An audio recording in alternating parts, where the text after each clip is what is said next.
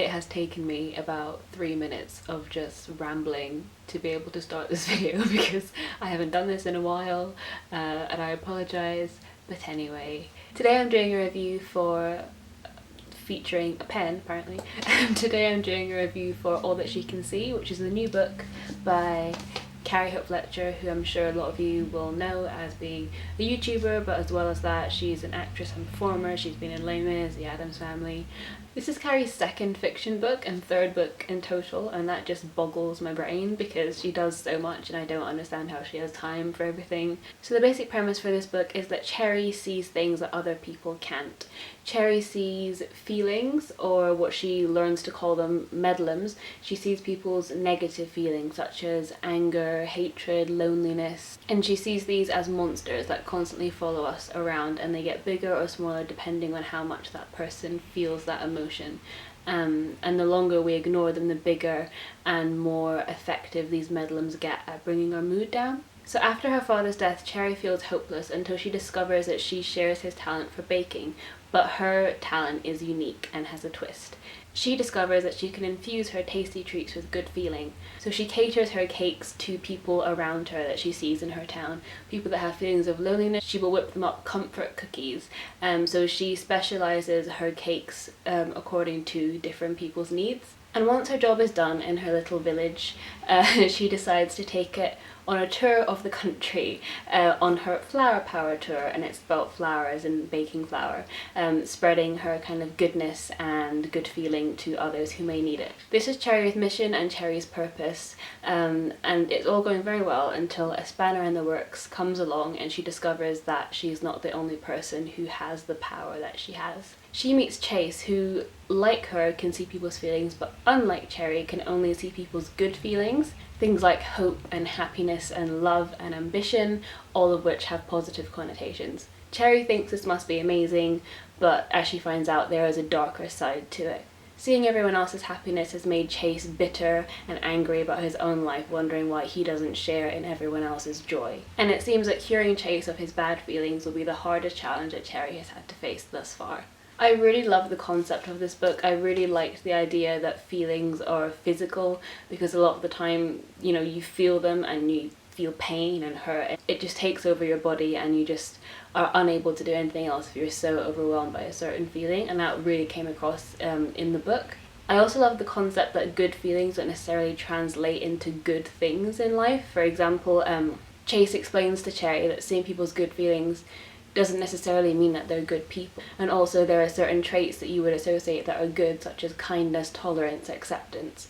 But when someone is in an abusive relationship and that trait keeps making them go back to someone who continually hurts them, that is not a good thing. And he has to see all of that and deal with all of that, and that can be very difficult. Similarly though, the presence of bad feelings is not necessarily a bad thing, because as Cherry continually points out, we can't have the bad without the good, otherwise we won't be able to recognise the good thing while we have it. For example, Cherry's own medlem is loneliness, and she says to Chase, had she not had loneliness follow her around her whole life, she wouldn't have been as appreciative of her friends as she ends up being in the end of the book.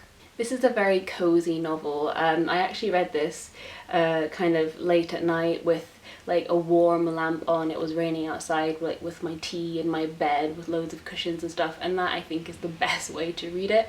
The story is very kind of whimsical and cozy. It draws you in and it's quite safe and comfortable. You feel like it's like a warm hug, and that's how I really recommend reading this book. Just cuddle up, get some tea, and just be swept away by the Disney-esque magic. Speaking of Disney, Cherry really reminded me of Princess Tiana in the beginning when she's having her little bakery and setting everything up. I was like, oh my god, imagine if this was a Disney film, that would be so great.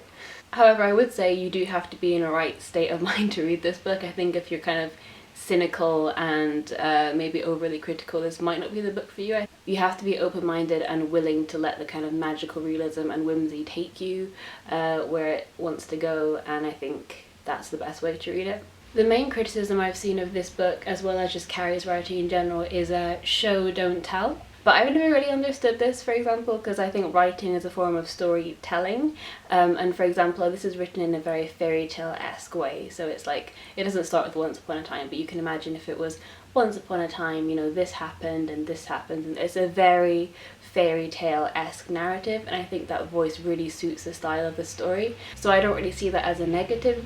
However, this works until about 2/3 into the story, and without giving away too many spoilers or anything, it takes a very sharp turn, and a very unexpected turn, into a completely different genre.